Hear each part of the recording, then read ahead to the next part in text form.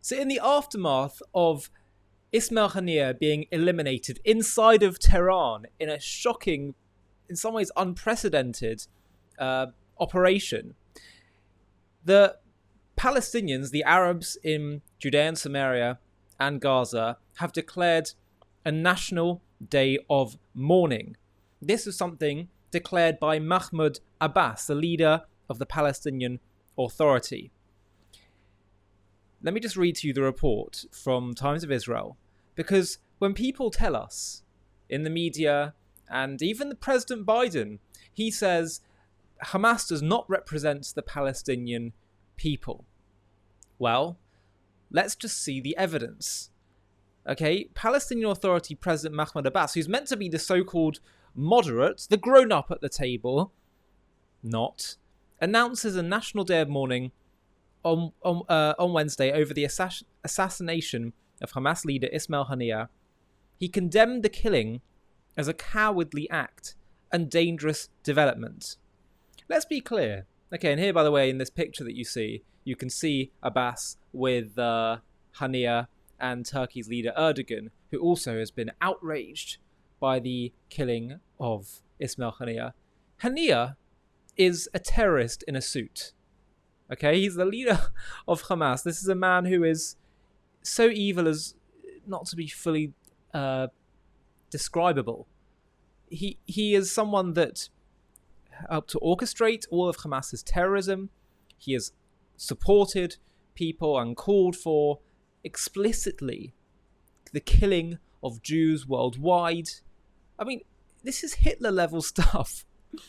And you've got Mahmoud Abbas, who's the moderate, and you've got Turkey and Palestinians across society mourning. Okay, I want to show you a picture of just recently. Here they are. Okay, this is Palestinians wearing Hamas terror group scarves and headbands as they protest the assassination in Tehran of Hamas leader Ismail Haniyeh in the West Bank, a city of Nablus, July 31st, 2024. By the way, the origins of Nablus are really interesting because it actually was created by the city of Neapolis, came from the Greek name, and it was something they couldn't pronounce with a P on it. The Arabs that came to the region later, as they decided saying, well, we'll call it Nablus now. But it's just funny how people think that somehow that name is of Arab origin. But nonetheless, it isn't. And also, of course, the Greeks conquered the land from the Jews who are living there, who are, of course, the ancient inhabitants of the land. But anyway, let's get back to the story now, because it's so important to actually see what do the Palestinian leaders, their society, what are they telling us about what they genuinely believe. So flags were flown at half-staff for the day. The Palestinian official news agency Wafa reported as Palestinian factions announced a general strike and called for demonstrations in the West Bank after Haniyeh's killing in a Tehran strike widely attributed to Israel. The mourning for the leader of the terror group marked a rare moment of Palestinian unity amid fragmentation and uncertainty about Gaza's future leadership post-war. So let's be clear, they're unified over mourning this monster. What does that tell you? Does that mean that Biden's right when he says Hamas does not represent the Palestinians? Maybe, as Inat Wolf said, if she was Prime Minister of Israel, she said, when President Biden came to Israel and said that, I would have said, thank you, President Biden, for everything you're doing for us. But unfortunately, Hamas represents the deepest ethos of the Palestinians, not just today, but since this whole saga began 100 years ago. The story continues. All condolences poured in from all sides of the Palestinian political spectrum, from the Islamist bloc, represented by Hamas, and the Palestinian Islamic Jihad, to its historic secularist rival Fatah, and the Communist Popular Front and Democratic Front. All hailed Haniyeh as a national leader who had devoted and sacrificed his life for the Palestinian cause, unanimously condemning the ostensible Israeli action as cowardly. Cowardly, if it's anything but cowardly. It's incredibly brave to do that inside of Tehran. It's remarkable. Israel has not officially acknowledged any involvement in the killing of Haniyeh, and Prime Minister Benjamin Netanyahu made no mention of him in a speech to the nation on Wednesday night. Hamas is avowedly committed to the destruction of Israel. The PA under Abbas formally seeks a Palestinian state alongside Israel on the pre-1967 lines with its capital in Jerusalem. But I'm sorry, quite frankly, if they are calling for a national day of mourning over Haniyeh, then what kind of partner for peace is this that says we just want our Palestinian state on the pre-1967 lines? It's so funny when they talk about the 1967 lines as if that's like Israel's original sin. Well, there was no occupation pre-1967, and what happened then? The surrounding Arab armies went to war against Israel because they wanted Israel's complete destruction. And then you say, well, no, Israel's original sin was really in 1948 when you had the Arab displacement. Well, what happened in 1947? There was a UN partition plan which said, we'll create two states. The Jews accepted. The Arabs said no. We want elimination of Israel. We don't see any right to Israel. We don't see anything. And we basically cannot accept the fact that the Jewish people are returning to their ancient homelands, which forces us to re-examine our own theological prejudices and views about God's relationship with the Jews. And also they've seen Jews as second-class citizens in their territories for so long. Suddenly to have them as an equal player in the region, far too humiliating. But of course they do need to grow up. That's really part of the ultimate solution to this problem. There needs to be a theological maturing that needs to occur in the Arab world. But let's be clear. Let's understand that it's nonsense. This idea you're going to have a Jew-free Palestinian state, which is what Fatah is proposing, and it'll be on the 1967 lines, and then everything will be fine. I'm sorry. But if you mourn for Haniyeh, who was given Gaza as a little mini-state, a statelet, in 2005, in some ways as a prototype to see how a two-state solution would work. And what did Israel get? Rockets, bombs, terrorism, October 7th, the worst attack on the Jewish people, mini-genocide, seen since the Holocaust. And you think now we should, when you mourn someone like Haniyeh who orchestrates that, you think that you're someone that Israel should do a deal with, that could trust this would be a state that's going to be living in peace? How could anyone not conclude that all you're doing is simply just ploys, tactics in order to destroy Israel? And of course, that's what the Hamas ethos is. It's not about genuine cause of nationalism and authentic desire for their own nation state. It's simply about wanting to kill the Jews. And that's been the story since the beginning. Not just by the way of Israel's history, but of Jewish history more generally. That's what we've always been facing. The first time the Jews are called a nation in Egypt, that's the first time they're called a nation in the Torah. The second sentence is in the book of Exodus. Pharaoh, who is the leader of the time that the Jews are living among, who says, let's kill them. We got to get rid of them, or we've got to enslave them. We've got to oppress them. It's always been the story of Jewish history. We've always had enemies that are trying to undermine us, and they use clever tactics to do so, but we're smarter. Abbas offered his condolences over the phone to Khaled Mashal, a former Hamas leader and a frontrunner to replace Haniyeh at the head of the terror group. This is your moderate? By the way, do you know that Abbas did his PhD at a Russian university, I think it was in Moscow, on the collaboration between the Zionists and Nazis?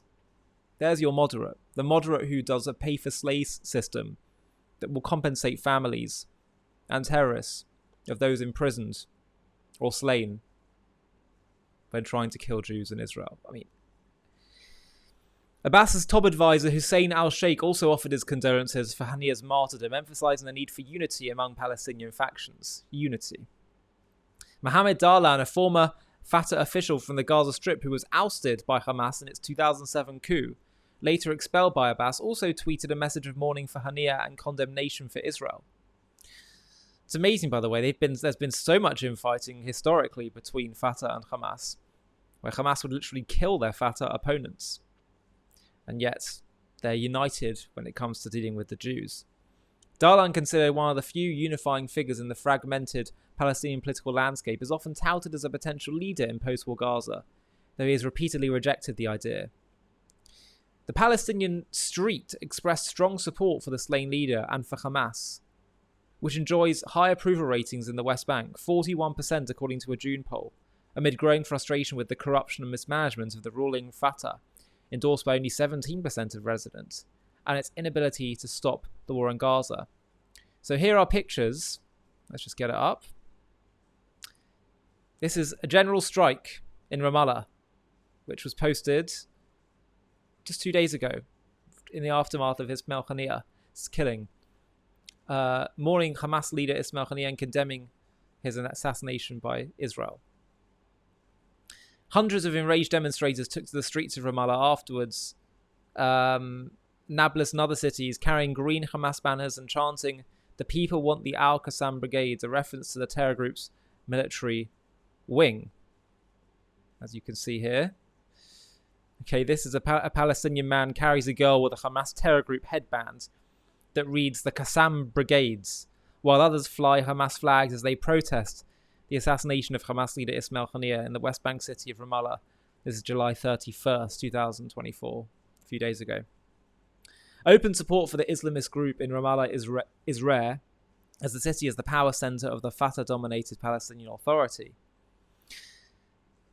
Palestinian factions recently held a reconciliation summit in Beijing under Chinese auspices, ending with a formal declaration to work toward a unity government. However, the final communiqué is likely to remain unfulfilled as previous unity deals have failed to be implemented. For Hamas officials, Palestinian unity did not seem a priority immediately following Haniyeh's assassination.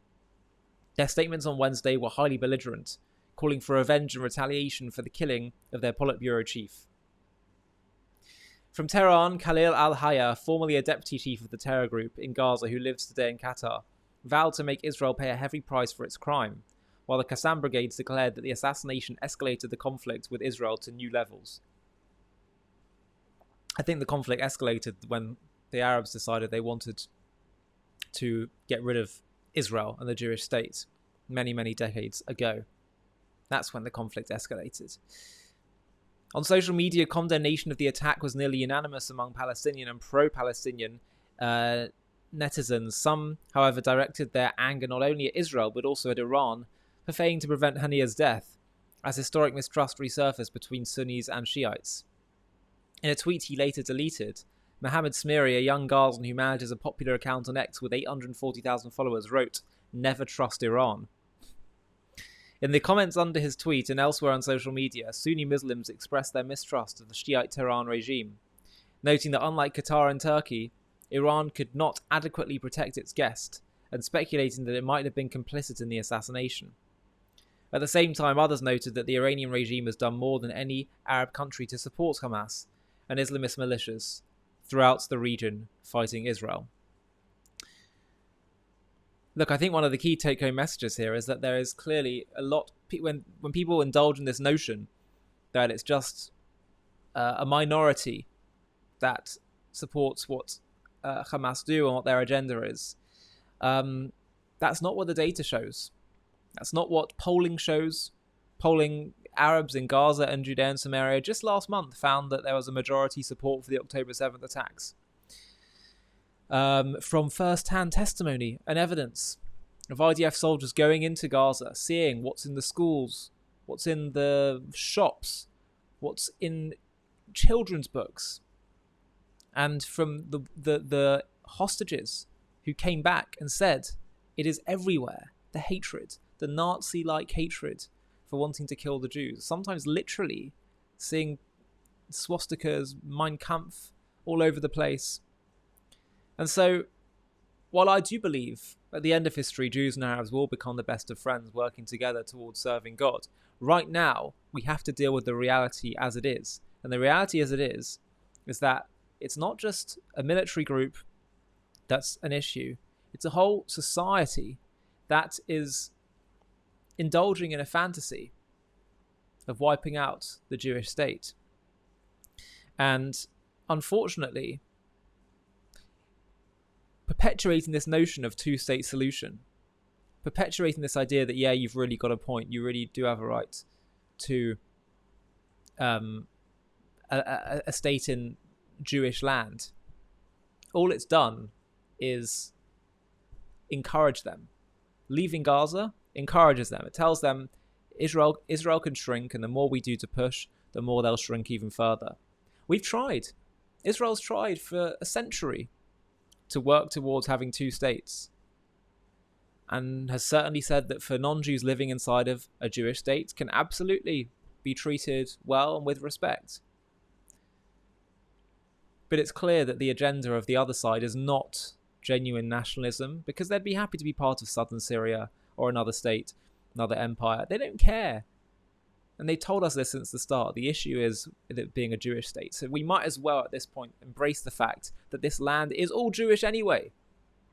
And we couldn't even give it away if we wanted to, because it is acquired through divine eternal inheritance. It's not something we can give away. An inheritance is something that belongs to your unborn grandchildren. And so clearly, a shift in strategy, a shift in what we tell these people has got to occur. And I do believe, by the way, that some people can be completely poisoned to the point at which it's just very difficult to change their views and change their mind. But a lot of people, once you start to turn the tables, once you start to speak with a clear voice about who the Jewish people are, what our land is, what our terms are, you might actually get some different responses from the other side. So I say we have to look at reality as it is and see that it's been clear. The paradigm, the model of two states for two people is a lie.